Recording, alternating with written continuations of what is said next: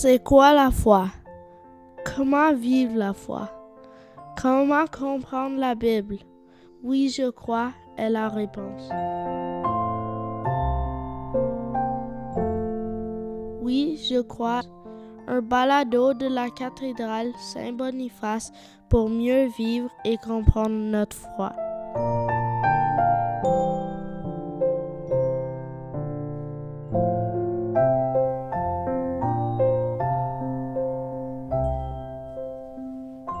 Bonjour tout le monde, bienvenue au 3e épisode de Oui, je crois. C'est pour le 3e dimanche de l'Avent et on parle de la joie et c'est une chandelle rose qu'on allume maintenant. C'est aussi appelé le dimanche de Gaudete. Le thème cette semaine, c'est la réjouissance dans l'anticipation, comme les bergers en route vers Bethléem. Je suis ici avec ma sœur Marie-Rose. Bonjour. Et avec l'abbé Ambroise.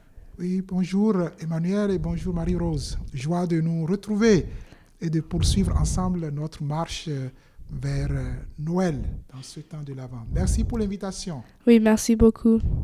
Marie-Rose, je t'invite à faire de lire le passage dont on s'est inspiré. Alors l'ange leur dit, « Ne craignez pas, car voici que je vous annonce une bonne nouvelle qui sera une grande joie pour tout le peuple. Aujourd'hui, dans la ville de David, vous est né un sauveur qui est le Christ, le Seigneur. Et voici le signe qui vous est donné. Vous trouverez un nouveau-né emmailloté et couché dans une mangeoire. » Merci beaucoup pour ce beau passage de Luc, chapitre 2, versets 10 à 12. Alors l'abbé, comme toujours, on a encore des questions. Oui, volontiers. Alors, première question. L'abbé, cette semaine, on parle de la joie. Et comme on en a discuté la semaine dernière, à Noël, on va célébrer la naissance de Jésus. Et il avait été accueilli par Marie et Joseph dans la plus grande simplicité. Ils ont dû vivre ces premiers moments comme famille dans une grande joie. Comment est-ce qu'ils ont vécu cette expérience? Merci Marie-Rose. Comment est-ce que les tout premiers témoins, donc Marie et Joseph, comment ils ont vécu cette expérience? Ouais. Je pense que nous allons essayer ensemble de reconstruire la scène. Okay. Est-ce que nous allons essayer ensemble? Comment pouvons-nous reconstruire la scène? D'accord? Marie était enceinte, n'est-ce pas? Oui. Avec Joseph, ils étaient en voyage. Oui. Et la suite, c'est? Ils n'ont pas trouvé de place où rester. Ils n'ont pas trouvé de place où rester. Donc, ils ont dû rester dans une étable et Jésus a été mis dans une mangeoire. Et c'est là que Jésus est né, n'est-ce pas? Oui. Oui. N'est-ce pas? Et aussitôt après, la suite, il y a un ange qui a porté cette nouvelle, cette bonne nouvelle, à un groupe de bergers. D'où le verset que vous avez lu tout à l'heure. Et qu'est-ce que cet ange dit? Ne craignez pas, car voici que je vous annonce une bonne nouvelle, qui sera une grande joie pour tout le peuple. Très bien. Je vous annonce une bonne nouvelle qui sera une grande joie pour tout le peuple.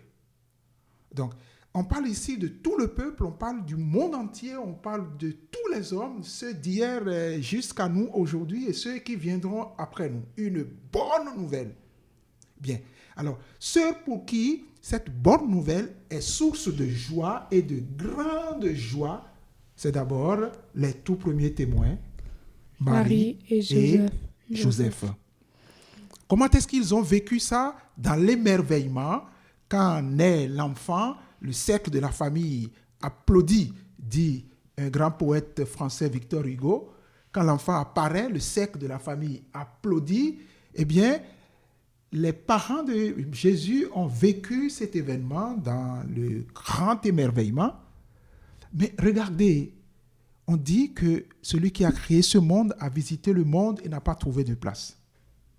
D'accord? Regardez celui qui va être le sauveur du monde, sa naissance est très discrète. Cela veut dire que les sources de joie, les plus grandes joies, les joies les plus profondes et les plus pérennes, ce qui dure dans le temps, sont dans la plus grande simplicité. Et cette simplicité qui caractérise la naissance de Jésus, ce dépouillement, cette pauvreté, manifeste comment Dieu, dans son amour, est venu jusqu'à nous. Je pense, et j'en suis sûr, que Marie et Joseph ont vécu cela dans la méditation. D'ailleurs, toujours le même chapitre 2 de Saint Luc dit de Marie qu'elle gardait tous ces événements et les méditait dans son cœur. Donc, ce n'était certainement pas une manifestation d'une grande émotivité, mais une joie intérieure que Dieu a promis cet enfant et l'enfant nous est né. Dans la simplicité, dans l'action de grâce à Dieu. Déjà, Marie a chanté le Magnificat en visitant sa cousine Élisabeth. La tradition de l'Église n'a pas mis sur les lèvres de Joseph ou de Marie une prière spéciale pour manifester cette joie. Mais nous sommes sûrs que Marie chante à nouveau ce Magnificat. Dieu a visité son peuple. J'ai aussi entendu que les bergers étaient un des premiers témoins. Ils ont entendu parler de la naissance de Jésus à cause de l'ange qui leur a envoyé le message. Comment est-ce que eux, ça s'est passé? Très bien. Alors, nous disions tout à l'heure que Marie et Joseph ont vécu cet événement dans la grande simplicité, dans la grande discrétion et dans la grande communion avec Dieu. Ce qui vient certifier cette communion avec Dieu, eh bien, c'est la question que vous posez maintenant et qui est relative au message porté au berger. Ici, nous allons encore reconstruire la scène. D'accord? Alors, Marie et Joseph, vous me suivez? Marie et Joseph étaient en voyage vers où? Bethléem. Vers Bethléem. Et pourquoi? Parce que Joseph devait retourner là où il était né. Voilà, il doit retourner à ses origines, Oui. parce qu'on était en train de faire un grand recensement. D'accord? Donc, il voyage vers la cité de ses pères, il voyage vers la cité de David. Très bien. David, qu'est-ce qu'il était lui-même? Il était un roi. Vous vous rappelez le moment précis de la vocation de David? Oui. Qu'est-ce qu'il peut, avec ses frères, les fils de Jessé, qu'est-ce que ça vous rappelle? Qu'il y avait un prophète. Il y avait un prophète du nom de Salomon. Non, Salomon vient juste après. Il viendra après David. Son nom commence par S aussi. S-A. Samuel. Samuel, merci. Donc le prophète, grand prophète Samuel, envoyé par Dieu dans une famille, dans ce village de Bethléem, d'accord, dans la famille de Jessé, pour aller oindre le nouveau roi d'Israël. Et c'est ainsi, si vous avez bonne mémoire, que quand Samuel vint dans la famille, on a présenté tous les grands enfants forts, et Samuel disait chaque fois, ce n'est pas lui que Dieu a choisi, ce n'est pas lui que... Et à la fin, il pose la question, vous n'avez pas un autre fils? Oui, le plus petit. Et ce fils, c'est David, qui était derrière les animaux. Donc, un berger. Vous voyez, si vous tenez présent à l'esprit cette scène historique de la vocation de David, qui est oint par le prophète Samuel, on fait le lien entre cette scène du passé et la naissance de Jésus. Parce que Jésus vient naître dans ce même village, d'accord, de Bethléem, très bien, et les tout premiers qui ont entendu la bonne nouvelle de sa naissance, ce sont les bergers. Berger, oui. Donc, écoutez, cité de David, berger. Cette scène reprend pour dire quoi? Pour dire que, premièrement, l'enfant qui vient de naître, par le biais de son père Joseph, est lui-même fils de David. Donc, le grand Messie annoncé et qui est prévu être de la descendance de David, effectivement, vient naître dans la cité de David. Vous faites les liens? Oui. Bien. Il est né et les tout premiers qui ont accueilli cette nouvelle, ce sont les bergers. Rappelez-vous, Jésus, quand il va grandir, dans sa prédication, il dira lui-même, « Je suis le bon berger. Je connais mes brebis et mes brebis me connaissent. » Donc, je suis en train de vous faire découvrir ces liens pour que, au-delà des figures berger, ange, Bethléem, vous puissiez comprendre que c'est l'histoire du salut qui est en train d'être portée à son point le plus élevé. D'accord? Comment est-ce que les bergers ont vécu tout ça? C'est sûr qu'ils n'étaient pas conscients dès le départ que, eh bien, le Fils de Dieu qui vient de naître, c'est le Messie, c'est le salut du monde. Non, mais une chose est sûre. Ils ont vu non seulement un ange, mais des anges. Et on dit que les anges ont commencé par chanter le fameux chant que nous reprenons au cours de chaque messe. Gloria. Gloria, gloire à Dieu au plus haut des cieux. Alors, celui qui est témoin de cette apparition est rempli de la même joie qui a habité Marie à l'Annonciation, la même joie qui a habité Joseph quand il accueille le message du Seigneur. Donc, ils sont remplis de joie et ils vont eux aussi découvrir le signe que l'ange leur a donné, l'enfant qui va naître. Je ne sais pas si vous percevez cet enthousiasme des bergers qui vont à la découverte. Eux aussi, ils ont eu le privilège d'être visités par un ange comme Marie, comme Joseph. J'ai une troisième question pour toi. Oui. Les bergers ont marché de la campagne où ils étaient avec leurs moutons jusqu'à Bethléem pour rencontrer Jésus. Comment est-ce qu'ils ont vécu cela? Comment est-ce qu'ils ont vécu cela? Nous avons commencé déjà par aborder la question. Nous disions avec beaucoup de joie, avec beaucoup d'exultation. Mais nous devons aussi nous demander une autre question liée à celle-là. Nous sommes dans quel village avons-nous dit? Nous sommes à Bethléem. Ce village, le nom Bethléem, dans la langue originale, Bethléem, veut dire la maison du pain. La maison du pain. D'accord? Alors, à la maison du pain, on trouve quoi? On trouve du pain. Oui. Alors, l'enfant qui vient de naître, il dira un jour, Jean chapitre 6, « Je suis le pain vivant descendu du ciel. » Celui qui mange ce pain, d'accord? Et la veille de sa mort, il va dire ceci est mon... Il va prendre du pain, il va dire ceci est mon corps, ceci est mon sang, d'accord?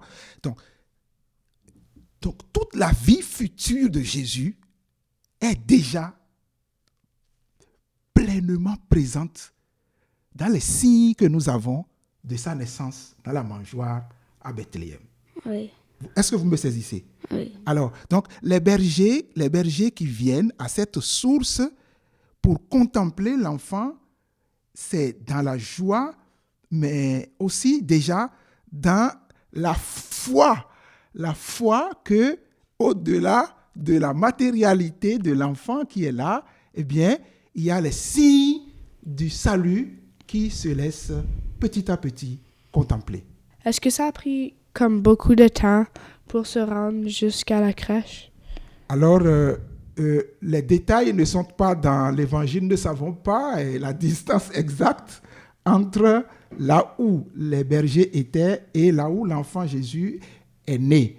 Mais on peut imaginer qu'ils se sont rendus là avec beaucoup d'empressement, comme Marie s'est rendue avec empressement chez sa cousine Élisabeth. Parce que quand on est mu par la joie qui vient de Dieu, eh bien, on est toujours dans l'enthousiasme de porter une nouvelle.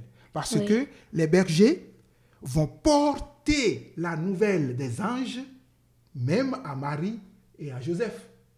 Et on dit que les parents de Jésus et tous ceux qui les écoutaient étaient étonnés par ce témoignage. Et donc, les tout premiers qui vont annoncer la nouvelle après les anges, ça va être les bergers qui préparent le chemin au vrai berger d'Israël que Jésus lui-même est. L'Église appelle le 3e dimanche de l'Avent le dimanche de Gaudete. Qu'est-ce que cela signifie et pourquoi est-ce que c'est appelé comme ça? Merci. Gaudete veut dire réjouissez-vous. C'est du latin. D'accord? Réjouissez-vous. Soyez dans la joie. C'est un cri d'allégresse. D'accord? Pourquoi? Alors, si nous considérons les 4 dimanches qui vont ponctuer le temps de l'Avent, le 3e dimanche, c'est comme une marche à mi-parcours. D'accord? Et déjà, l'Église, dans sa sagesse, dans sa pédagogie, nous fait savourer par anticipation la joie de la nuit de Noël, la joie de la naissance du Seigneur. D'accord? Et donc, nous sommes en train de célébrer par anticipation la joie de Noël. Donc, telle est l'intention de l'Église. D'accord? Et toute la parole de Dieu de ce 3e dimanche du temps de l'Avent nous parle de cette joie. Soit dans la première lecture tirée de la prophétie de Sophonie, chapitre 3, soit du psaume que nous allons chanter en graduel d'Isaïe, chapitre 12, soit de la 2e lecture qui est de l'Épître aux Philippiens, chapitre 4. Tous les textes s'accordent pour nous parler de la joie. Réjouissez-vous, réjouissez-vous. Mais pourquoi il faut se réjouir? Saint Paul répond, parce que le Seigneur est proche. Si nous devons le dire en notre langage, nous devons nous réjouir en ce dimanche et en cette semaine parce que Noël est proche. Et donc c'est cette proximité de Noël anticipée dans le temps que nous sommes en train de célébrer ce dimanche et cette semaine. Et on parle justement du dimanche de la joie. Voilà pourquoi parmi les bougies de la couronne de l'Avent, eh bien, nous allons allumer la 3e bougie en ce dimanche de couleur généralement rose pour manifester la particularité de ce dimanche de la joie du Seigneur. Voyez les amis, la joie dont nous parlons ici est la joie de la présence de Dieu, de la naissance de Dieu. Nous ne sommes pas en train de parler des joies éphémères, des joies qui finissent. Parce que quand vous mettez votre joie dans une chose passagère, quand la chose passe, votre joie aussi passe. Ou si je veux le dire en français pour faire sourire, quand le motif de votre joie éphémère passe, eh bien la joie même trépasse. Trépasser veut dire mourir. Elle finit. Mais ici, Saint Paul dit, soyez toujours dans la joie. Selon vous, comment est-ce qu'on peut être toujours dans la joie? Est-ce à dire qu'on n'a pas de difficultés, qu'on n'a pas de problèmes? Non. Mais comment on peut être toujours dans la joie? C'est surtout de croire que Jésus est là et que tout va bien se passer si tu es avec lui et tout ça. S'il est présent dans ta vie, cela crée en toi la confiance. Et là, tu as une certitude. C'est cette certitude qui te procure et te garantit une joie constante. On parle de la joie parfaite, oui. On peut aussi mettre nos problèmes un peu comme les donner à Dieu pour savoir qu'il va s'occuper de ça et que ça va aller. Très bien. Donc voilà les messages importants que nous pouvons déjà commencer par extraire de l'appel que l'Église nous adresse en cette semaine de la joie. C'est-à-dire que les joies fondamentales ne sont pas liées nécessairement à des choses qui passent aux réalités de ce monde. Oui, elles nous procurent une certaine joie, mais la joie qui demeure est dans le Seigneur. Si tu mets ta joie dans une chose qui demeure, ta joie, elle aussi, demeure. Mais si ta joie n'est liée qu'aux choses passagères, ta joie aussi passe. Nous sommes donc invités à la culture de la présence de Dieu dans notre vie.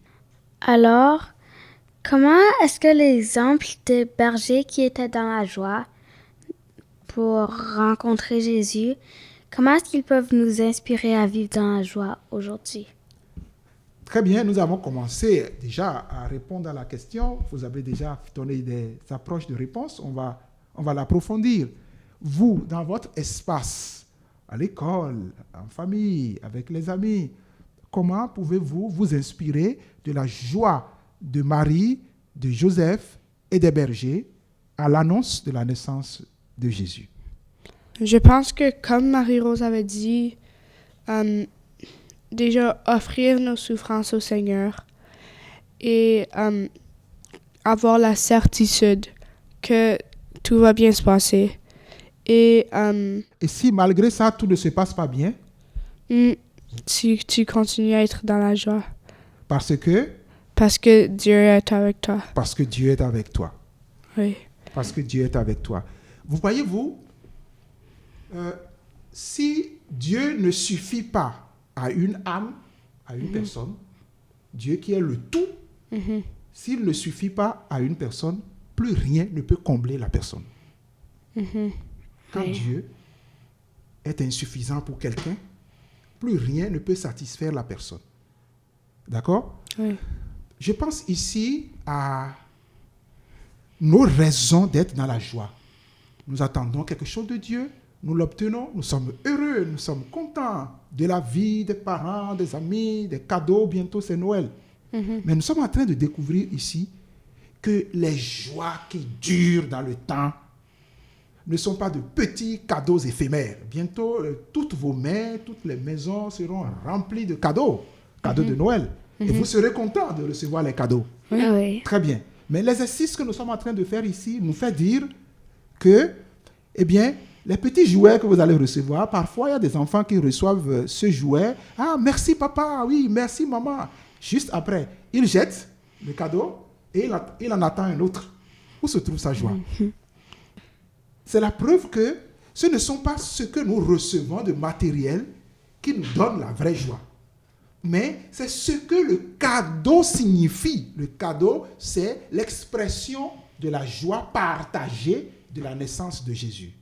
Donc, en cette période où vous recevrez beaucoup de cadeaux, que votre cœur aille au-delà des cadeaux pour penser au cœur de ceux qui vous donnent ces cadeaux. Et vous allez créer un réseau de communion pour partager la joie. Moi, je vous donne, par exemple, comme conseil, vous allez aussi peut-être partager des cadeaux à vos amis.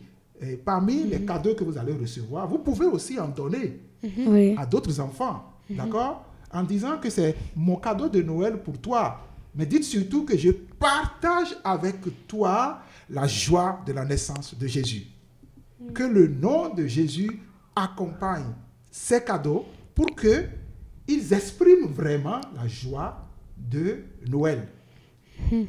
Et que dans notre cœur, au-delà des cadeaux, dans notre cœur, eh bien, Jésus soit vraiment né. Que nous portions cette joie et que nous la partagions. Je me rappelle ici, vous voyez, parfois, quand on donne la communion pendant la messe, il y a certaines personnes qui sont heureuses, radieuses, lumineuses en recevant le corps du Christ. Quand le prêtre leur dit le corps du Christ, ils disent Amen. Ils disent je crois. D'accord? Et ils sont ou elles sont des personnes vraiment heureuses.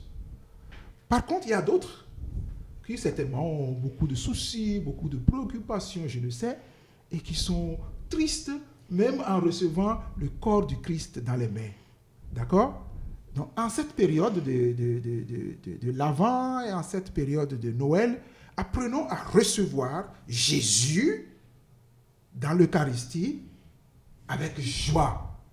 Parce que si nous sommes enfermés dans nos petits problèmes ou dans nos grands problèmes, au point de ne pas laisser notre cœur s'éclater en recevant Jésus à l'Eucharistie, eh bien, c'est que nous ne sommes pas disposés, notre cœur n'est pas comme cette crèche qui veut recevoir l'enfant Dieu. D'accord? Donc, que nous apprenions, au-delà des petites difficultés, des grandes difficultés de nos vies, que nous apprenions d'abord à trouver notre joie en Dieu. La certitude de sa promesse et de sa présence, voilà les sources de nos joies, les joies qui durent. Si Dieu ne suffit pas à une âme ici-bas, eh bien, plus rien ne peut la combler, ni ici, ni au-delà. Merci beaucoup, l'abbé. Ça a été un vrai plaisir de pouvoir poser nos questions pour toi. Et on vous revoit dans le prochain épisode. Je suis déjà content d'être invité à nouveau pour continuer la marche avec vous. Merci beaucoup à vous aussi, Emmanuel, Marie-Rose. Pendant cette semaine, portons la joie de Noël anticipée à chacun et à tous. Amen. Merci. Bye l'abbé. Merci. Bye. C'était Oui, je crois, votre balado sur les questions de foi. Merci de nous avoir écoutés et bonne méditation.